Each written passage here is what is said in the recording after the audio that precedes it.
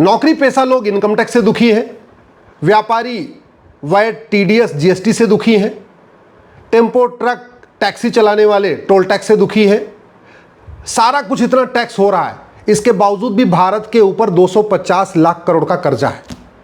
150 की आबादी है, कर्जा 250 लाख करोड़ का है। इसका मतलब हर भारतीय लगभग 1.5 लाख के कर्जे में डूबा हुआ। छोटा बच्चा जो आज पैदा हो रहा है वो भी 1.5 लाख के कर्जे में है। इसके अल्टरनेटिव मॉडल पे हम चर्चा ही नहीं कर रहे। ये जो गुलामी का टैक्स सिस्टम था इसको बदला जाए, एक नया टैक्स सिस्टम लागू किया जाए, इसके ऊपर जिस गंभीरता के साथ चर्चा होनी चाहिए वो नहीं हो रही। हम कभी इस बात पे चिंतन नहीं कर रहे कि आचार्य चाणक्य के समय में जब केवल एक टैक्स होता था उस समय भारत की जीडीपी 40% कैसे थी, और आज इतना टैक्स है, इनकम टैक्स है, टोल टैक्स है, रोड टैक्स है, वैट है, टीडीएस है, इतना सब कुछ है, इसके बावजूद जीडीपी 10% नहीं पहुंच पा रही। आखिर क्या कारण है? उस समय एक टैक्स लेके भी भारत में शांति थी, खुशहाली थी, समृद्धि थी, और आज इतना टैक्स लेने के बावजूद भी गरीबी है, भूखमरी है, कुपोषण है, प्रदूषण है, बेरोजगारी है, अशिक्षा है, हॉस्पिटल बदहाल है, स्कूल बदहाल है, सब कुछ चल रहा है। अगर अब हम अल्टरनेटिव मॉडल पे नहीं सोचेंगे तो भारत धीरे धीरे बर्बादी की तरफ चला जाएगा। इसलिए मैं आप लोगों से हाथ जोड़ के आग्रह कर रहा हूं, इसके ऊपर गंभीरता के साथ चिंतन करिए। स्कूल में, कॉलेज में सेमिनार आयोजित करिए। सांसद विधायक भी इसके ऊपर संसद विधानसभा में अपनी बात रखें, वहां आवाज़ उठाएं। और चूंकि सरकार अच्छी है, माननीय प्रधानमंत्री जी आम जनता की आवाज़ को सुनते हैं, तो अगर ये काम अभी हो गया तो ठीक है, नहीं तो कभी नहीं हो पाएगा। मैं पूरी गारंटी के साथ कहता हूं, जो अल्टरनेटिव मॉडल है उससे केवल ये टैक्स का बोझ खत्म नहीं होगा, बल्कि सरकार की आय दुगनी हो जाएगी। और जब सरकार की आय दुगनी हो जाएगी तो जो 250 लाख करोड़ का कर्जा है ये भी धीरे धीरे धीरे खत्म हो जाएगा, और हम पूरी तरीके से आत्मनिर्भर हो जाएंगे। कोई विदेश हमें आंख दिखाने की हिम्मत नहीं करेगा। आज की डेट में जो देश आंख को दिखाते हैं, इसलिए तो दिखाते हैं क्योंकि उनको लगता है अच्छा हमने कर्जा दिया हुआ है, हमसे अगर हम दब के नहीं रहोगे हम तुम्हें कर्जा नहीं देंगे। तो ये चाहे वर्ल्ड बैंक है, चाहे और जो दुनिया भर के देश है, मैं नाम नहीं लेना चाहूँगा, ये आंख दिखाना छोड़ देंगे जिस दिन हम कर्जे से बाहर निकल जाएंगे। और ऐसा मॉडल है हमारे पास जिससे कर्जे से बाहर निकल सकते। आप खुद सोचिए, भारत में 80% लोग पर डे 100 रुपये से कम खर्च करते हैं। मात्र 100 रुपये से कम खर्च करते हैं 80% लोग। आप भी अपने घर में कल्पना कर लीजिए कि अगर आपके घर में 5 लोग हैं तो आपके घर में पर डे वो जो 5 लोग मैक्सिमम कितना खर्च करते हैं। फिर आपको समझ में, अच्छा हाँ 100 रुपये से कम ही तो हम भी खर्च करते हैं। अगर जब 100 रुपये से 80% लोग 100 रुपये से कम खर्च करते हैं और जो 20% पर डे 100 रुपये से ज़्यादा खर्च करते हैं उनके पास एटीएम, पेटीएम, भीम, UPI, debit card, credit card है, फिर 100 रुपये से बड़ी नोट की ज़रूरत क्या है? आज की डेट में 130 करोड़ आधार बन चुका है, 250 करोड़ टोटल बैंक खाते खुल चुके हैं, 55 करोड़ तो जनधन खाते खुले हैं। जनधन खाता ईडब्ल्यूएस बीपीएल का खुलता है, गरीब का खुलता है, जिसके पास कोई जमीन नहीं है उसका खुलता है। जनधन खाता किसान और मजदूर का खुलता है। आज की डेट में 12 करोड़ से ज्यादा लोग सीधे सीधे केंद्र सरकार से जो किसान सम्मान निधि आती है उसको ले रहे हैं। इसका मतलब गरीब से आदमी, भूमिहीन, किसान, आदिवासी, मजदूर भी बैंक से जुड़ चुका है। उसके पास रुपए कार्ड है, उसको बैंक आना जाना पता चल चुका है, बैंक से पैसा निकालना पता चल चुका है। इसका मतलब यह हुआ कि अगर 5,000 रुपए से महंगे सामान का कैश लेन देन बंद कर दें तो भारत में किसी को कोई दिक्कत नहीं आएगी, कोई दिक्कत नहीं आएगी। 130 करोड़ आधार बन चुका है, यानी पूरे देश में आधार बेस्ड हम बैंकिंग सिस्टम शुरू कर सकते हैं, आधार बेस्ड पेमेंट शुरू कर सकते हैं। 130 करोड़ आधार बन चुका है, इसका मतलब 50,000 रुपए से महंगी जो संपत्ति है उसको हम आधार से लिंक कर सकते हैं। सीधे सीधे कानून बनाना है कि भैया जिस सामान की एमआरपी 50,000 से ज़्यादा होगी उसको जब भी कोई खरीदेगा उसको आधार दिखाना पड़ेगा, और जो बेचने वाला है उसको आधार पे इंटर करता जाएगा, सिस्टम में सब इंटर होता जाएगा कि ये फलाने आधार नंबर वाला व्यक्ति कि साल भर में कितने सामान 50,000 रुपये से महंगा खरीद रहा है।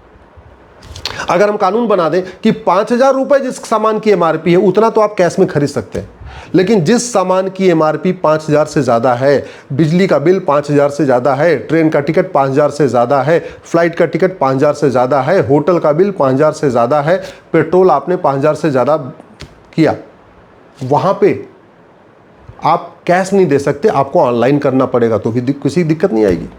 पेट्रोल पंप तो इनफैक्ट 100% आप कैशलेस कर सकते हैं। क्यों? क्योंकि जिसके पास भी स्कूटी है, जिसके पास गाड़ी है, जिसके पास कार है, उसके पास UPI, ATM, Paytm, debit card, credit card कुछ न कुछ तो होता ही होता है।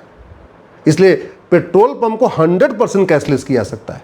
अब आप कहेंगे सब कुछ कैशलेस कर देंगे तो साइबर फ्रॉड बढ़ जाएगा। हाँ, साइबर फ्रॉड बढ़ जाएगा तो उसके लिए आपको भारतीय न्याय संहिता में एक चैप्टर जोड़ना पड़ेगा, offence related to cheating, fraud, forgery. और चीटिंग, फ्रॉड, फोर्जरी करने वालों को, साइबर फ्रॉड करने वालों को फांसी देने के लिए कानून बनाना पड़ेगा। और एक और नार्को पॉलीग्राफ ब्रेन मैपिंग कानून बना दिया और झूठ को गंभीर अपराध घोषित कर दिया, जुडिशियल चार्टर लागू कर दिया, साल भर के अंदर फांसी होगी। मैं कह रहा हूं चीटिंग, फ्रॉड, फोर्जरी बंद हो जाएगी, साइबर फ्रॉड बंद हो जाएगा। आप कहेंगे 130 करोड़ आधार है, इसमें बहुत सारे फर्जी आधार भी हैं। तो फर्जी आधार इसलिए बना हुआ है क्योंकि फर्जी आधार बनाना और फर्जी आधार बनवाना गंभीर अपराध नहीं है।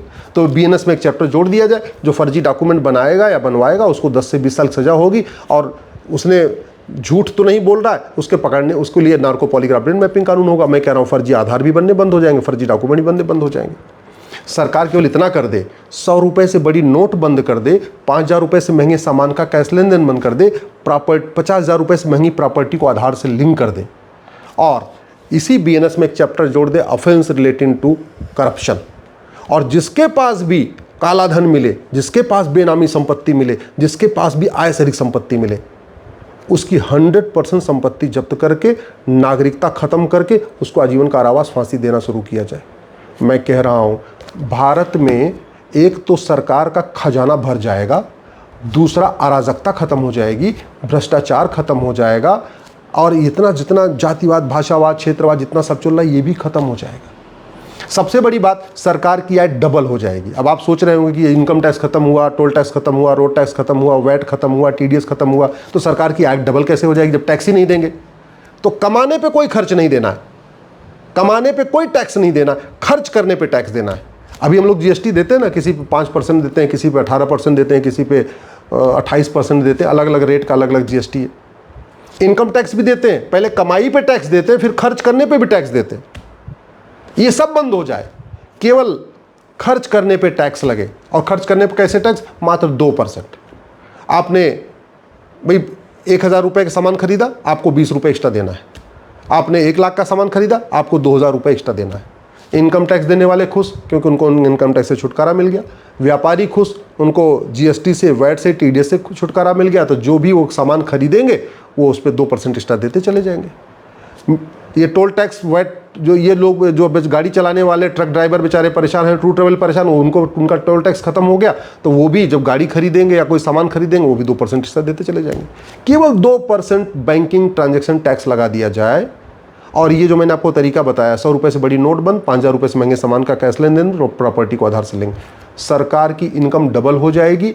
न इनकम टैक्स का छापे का झंझट, न इनकम टैक्स डिपार्टमेंट की ज़रूरत, न जीएसटी डिपार्टमेंट की ज़रूरत, न टोल टैक्स की ज़रूरत, न रोड टैक्स की ज़रूरत, न वैट डिपार्टमेंट की ज़रूरत, न टीडीएस डिपार्टमेंट की ज़रूरत, किसी डिपार्टमेंट की ज़रूरत नहीं। और वैसे भी सारे डिपार्टमेंट, चाहे इनकम टैक्स हो चाहे जीएसटी है, ये नॉन प्रोडक्टिव डिपार्टमेंट है। ये कोई प्रोडक्शन नहीं करते, प्रोडक्टिविटी नहीं बढ़ाते। ये तो केवल छापा मारते हैं, लोगों को पकड़ते हैं, उनसे पैसा उनसे जमा करवाते हैं, बस इतना ही करते हैं। उसकी ज़रूरत ही नहीं है।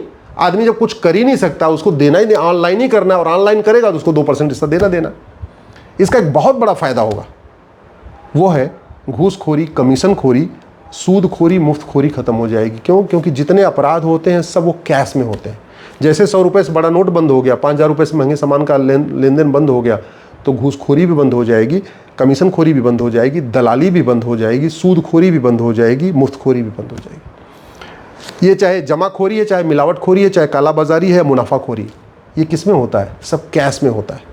और जब हमने 100 रुपये से बड़ी नोट बंद कर दिया, 5,000 रुपये से महंगे सामान का लेन देन बंद कर दिया, तो आपकी जमाखोरी, मिलावटखोरी, कालाबाजारी, मुनाफाखोरी भी खत्म हो जाएगी। ये जो गौ तस्करी होती है ये कैश में होती है, नशा तस्करी कैश में होती है, हथियारों का कारोबार कैश में होता है, ह्यूमन ट्रैफिकिंग कैश में होती है, मानव तस्करी कैश में होती है।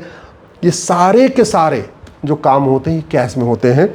आपकी जासूसों की फंडिंग कैश में होती है, गद्दारों की फंडिंग कैश में होती है, आपकी जो ये जाति भाषा क्षेत्र का लोग जहर घोलते हैं उनको भी कैश में फंडिंग होती है, जो माओवादियों नक्सलियों की फंडिंग कैश में होती है, अलगाववादियों और आतंकवादियों की फंडिंग कैश में होती है, लब जिहाद की फंडिंग कैश में होती है, लैंड जिहाद की फंडिंग कैश में होती है, घुसपैठ जिहाद की फंडिंग कैश में होती है, धर्मांतरण की फंडिंग कैश में होती है, मजहबी उन्माद फैलाने की फंडिंग कैश में होती है, पत्थरबाजों की फंडिंग कैश में होती है।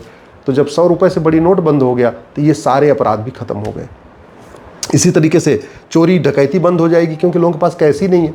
तो ले जाओ एटीएम पेटीएम चुरा के ले जाओ, और एटीएम पेटीएम चुरा के निकालोगे भी तो कैसे निकालोगे, कहाँ क्या करोगे। इसी तरीके से जो हवालाबाजी होती है, कबूतरबाजी होती है, पत्थरबाजी होती है, तोलाबाजी होती है, ये भी कैश में होती है। हमारे पूर्वज कहते थे ना, न रहेगा बांस न बजेगी बांसुरी। बांस क्या है? कैश। कैश खत्म, बांसुरी खत्म। कैश खत्म, अपराध खत्म। कैश खत्म, अपहरण खत्म। कैश खत्म, आतंकवाद खत्म, अलगाववाद खत्म। और सबसे बड़ी बात, देश का खजाना बढ़ जाएगा। इसलिए मैं आपसे आग्रह कर रहा हूँ, ये विषय आपको थोड़ा सा अकल्पनीय लग रहा होगा, ये विषय आपको लगता होगा अरे नहीं हो सकता, अरे हो सकता है, 100% हो सकता है, बहुत आसानी के हो सकता है। और आज की डेट में हो सकता है, पहले नहीं हो सकता था। पहले लोगों के पास बैंक खाते नहीं थे, पहले इतना डिजिटल हुआ नहीं था। ये जो डिजिटल इंडिया आ गया है, अब ये हो सकता है, क्योंकि यूपीआई इतना पॉपुलर हो चुका है, इतना ट्रांजैक्शन हो रहा है। अब पेट्रोल पंप 100% कैशलेस हो सकता है। जिसके पास गाड़ी है वो स्वाभाविक सी बात है डिजिटल पेमेंट कर सकता है। एयर टिकट 100% कैशलेस हो सकता है। रेलवे का टिकट 100% कैशलेस हो सकता है। खासतौर पे चलो चालू वाला टिकट हम फिर भी कैश में रखें, लेकिन जो रिजर्वेशन वाला टिकट है, चाहे वो स्लीपर हो, चाहे थर्ड एसी हो, चाहे सेकंड एसी, चाहे फर्स्ट एसी, 100% कैशलेस हो सकता है। बिजली का बिल जो लोग दे रहे हैं 100% कैशलेस हो सकता है। फ़ोन का बिल 100% कैशलेस हो सकता है। नगर निगम का बिल 100% कैशलेस हो सकता है। तो भारत में 90% ऐसे डिपार्टमेंट हैं जो 100% कैशलेस हो सकते हैं। चाहे वो PWD डिपार्टमेंट हो, चाहे वो रेलवे हो, चाहे एजुकेशन डिपार्टमेंट हो, चाहे हेल्थ डिपार्टमेंट हो, ये सब 100% के। सारी अदालतें 100% कैशलेस हो सकती हैं। District court, high court, supreme court 100% cashless हो सकती है। इसलिए मैं आपसे आग्रह कर रहा हूँ, इस विषय को उठाइए, इस पर यूनिवर्सिटी में, कॉलेज में कार्यक्रम आयोजित करिए, चर्चा आयोजित करिए। सांसद विधायक महोदय से आग्रह करिए वो संसद विधानसभा में उठाएं। ये 1 नेशन 1 टैक्स हो गया ना, मैं कह रहा हूँ भारत में 50% समस्याएं खत्म हो जाएंगी और वास्तव में भारत विश्व गुरु बनेगा। वास्तव में भारत में राम राज्य आएगा। वास्तव में जो हमारे गुरु गोलवलकर जी चाहते थे, जो छत्रपति शिवाजी महाराज चाहते थे, जो दीनदयाल जी चाहते थे, जो बाबा साहब अम्बेडकर चाहते थे, उनका सपना उससे साकार होगा, ये 1 नेशन 1 टैक्स लागू किया जाए तो।